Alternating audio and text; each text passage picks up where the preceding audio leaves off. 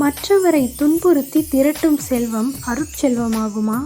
அது அவரவர் வாழ்க்கையை இருளாக்கி அழிக்கவே செய்யும். மற்றவர்கள் வயிற்றில் அடித்து மாளிகை கட்டியவன் அதில் வாழ முடிவதில்லையே.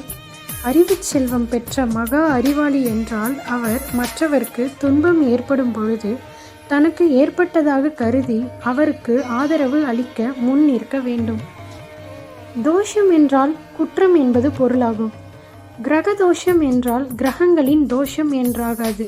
நம் குற்றங்களின் விளைவை சுட்டிக்காட்டும் தோஷம்தான் கிரக தோஷம். எந்த செயலை செய்ய எண்ணினாலும் அதன் விளைவுகளை முன்கூட்டியே தீவிரமாக சிந்தித்தே முடிவு செய்ய வேண்டும். செய்த பின் வரும் அழிவுக்கு பரிகாரம் தேடுவதை விட செய்வதற்கு முன் தீவிரமாக சிந்தித்தால் நலம் உண்டாகும். அதுவே பரிகாரமாகவும் அமையும். ஏதாவது ஒரு நல்வழியை பின்பற்றி ஒரு கிரகத்தின் மனதை குளிர வைத்து அதனால் துன்பம் உண்டாகாதவாறு தடுத்து கொள்ள செய்யும் முயற்சியே கிரக தோஷ பரிகாரம் ஆகும்.